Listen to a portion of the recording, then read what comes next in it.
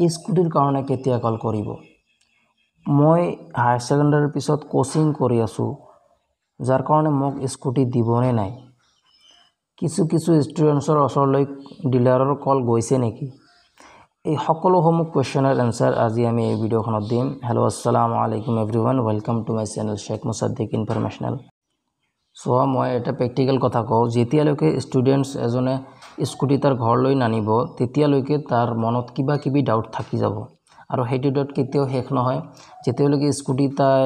তাই বা তেওঁ নিজে চকুৰে দেখা নাই বা নিজৰ কৰি লোৱা নাই তেতিয়ালৈকে কিবা কিবি ডাউট থাকি যাব যে মই স্কুটি পাম নে নাই মোৰ কিবা হয় নেকি স্কুটি কিবা কাৰণত মোক নিদিয়ে নেকি তেনেকুৱা ডাউট থাকিয়ে যাব আৰু আমি যেতিয়া পাইছিলো আমাৰো হেতু ডাউট আছিল আমিও হেতু অৱস্থাত আছিলো হেতু সিচুৱেশন আমিও ভোগ কৰিছো সো তোমালোকে এইটো ভিডিও চাবা আৰু তোমালোকে পেনিক নলবা স্কুটি তোমালোকে যদি এলিজিবল হোৱা পাই যাবা আৰু ভিডিওখন চোৱা সকলোখিনি তোমালোকে কোৱেশ্চনৰ আনসাৰ পাই যাবা প্ৰথমটো প্ৰশ্ন হৈছে যে ডিলাৰে স্কুটিৰ কাৰণে ষ্টুডেন্টছক কেতিয়া কল কৰিব সো এইটোৰ বিষয়ে যদি মই ডিসকাস কৰো এটোৰ বিষয়ে অফিচিয়ালি কোনো ধৰণৰ আপডেটস অহা নাই এতিয়ালৈকে ডক্টৰ হিমন্ত বিশ্ব শৰ্মাই এইটোৰ ওপৰত কেতিয়া ডিস্ট্ৰিবিউট কৰিব স্কুটি কেতিয়া দিব এইটো নিৰ্দিষ্টকৈ কোনো ধৰণৰ তাৰিখ দিয়া নাই কিন্তু তোমালোকে আশা কৰো এইটো নৱেম্বৰৰ আগত তোমালোকে পাই যাবা বা নৱেম্বৰৰ মান্থত তোমালোকে এইটো স্কুটিখিনি পাই যাবা আৰু তেতিয়াৰ পৰা ডিস্ট্ৰিবিউশন ষ্টাৰ্ট হ'ব তোমালোকৰ ডিসেম্বৰ আগে সম্পূৰ্ণখিনি শেষ কৰি দিব সো হেতুৰ কাৰণে এতিয়ালৈকে অফিচিয়েল আপডেটস অহা নাই আৰু যদি আহে মোৰ এইটো চেনেলত তোমালোকে পাই যাবা স্কুটিৰ প্ৰত্যেকটো আপডেটস তোমালোকে এইখন চেনেলত পাবা আৰু এই চেনেলখন তোমালোকে সাবস্ক্ৰাইব কৰি ৰাখা আৰু নোটিফিকেশন অন কৰি ৰাখা নাও the second question is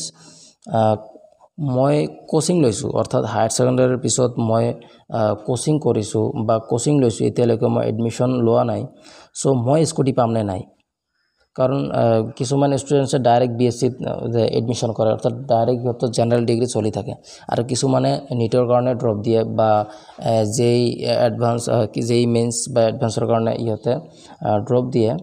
so hey সকল ষ্টুডেন্টছৰ কাৰণে স্কুটি দিবনে নাই হে সকল এলিজিবল হয় নে নাই সো তোমালোকে 100% এলিজিবল হোৱা যদি তোমালোকক স্কুটি দিয়ে তোমালোকক জাস্ট হায়াৰ সেকেন্ডাৰী ৰেকৰ্ড দেখিব তোমালোকে হায়াৰ সেকেন্ডাৰীত কিমান মাৰ্ক পাইছা আৰু হেতুৰ কাৰণে তোমালোকে এলিজিবল হোৱা নে নাই তোমালোকক কেতিয়াও নেদেখে যে তুমি তাৰ পিছত কি কৰি আছা আৰু কোচিং কৰি আছে হেতু তো এটা ভাল দিশ না হেতু বেয়া নহয় কোচিং কৰি আছে তোমালোকে মেডিকেলৰ কাৰণে নাইবা ইঞ্জিনিয়াৰিংৰ কাৰণে সো তোমালোকৰ কাৰণে কোনো ধৰণৰ অসুবিধা নাহে যে তোমালোকে স্কুটি নাপাবা এটো কনসেপ্ট ভুল আৰু তোমালোকে টেনশন নলবা স্কুটি আৰামছে তোমালোকে পাই যাবা আৰু জাস্ট তোমালোকে আপডেটস মতে কামখিনি কৰি যাবা আৰু কেতিয়া স্কুটি দিয়ে যদি তোমালোকে এলিজিবল হোৱা পাৰ্সেন্টেজ মতে সো তোমালোকক কল আহিব যদি লিষ্টত নাম আহিছে যদি এলিজিবল হোৱা লিষ্টত নাম আহিব আৰু যদি নাম আহিছে তোমাক ডিলাৰে কল কৰিব আৰু হেইমতে তোমালোকে স্কুটিৰ কাৰণে কাগজ জমা দিবা আৰু স্কুটিখন সময়মতে লৈ আহিবা ডিলাৰে কোৱা মতে সো এইটোৰ কাৰণে তোমালোকে কোনো ধৰণৰ টেনশন নলবা যে মই কোচিং কৰি আছো এই কাৰণে স্কুটি পাম নে নাই 100% তোমালোকে স্কুটি পাবা so the third question is যে কোনোবাই ভাবি থাকিব পাৰে যে কিছুমান কল আহিছে নেকি হেতু মই আগতীয়াকৈ যেনেদৰে কলো যে স্কুটিৰ কাৰণে এতিয়া ডিস্ট্ৰিবিউশন প্ৰক্ৰিয়াটো ষ্টাৰ্ট হোৱা নাই আৰু কাকো এতিয়া কল অহা নাই বা কল যোৱা নাই সো এইটো কাৰণে তোমালোকে টেনশন নলবা যেতিয়া কল কৰিব তোমালোকে কল যাব আৰু এটা কথা তোমালোকে মনত ৰাখিবা এটো ইম্পৰ্টেন্ট হয়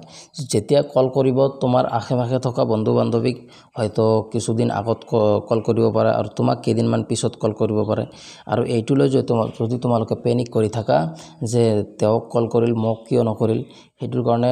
একেবাৰে টেনশন লোৱাৰ কথা নহয় কাৰণ স্কুটি যেতিয়া ডিলাৰে বিতৰণ কৰিব সকলো ষ্টুডেন্টছক একদিনে হ্যান্ডেল কৰাটো বা একদিনে স্কুটি ডিস্ট্ৰিবিউশন কৰাটো সম্ভৱ নহয় সেই কাৰণে হিয়তৰ এটা ৰুল থাকিব 10 জন বা 15 জন তেনেকে হিয়তে এদিনকে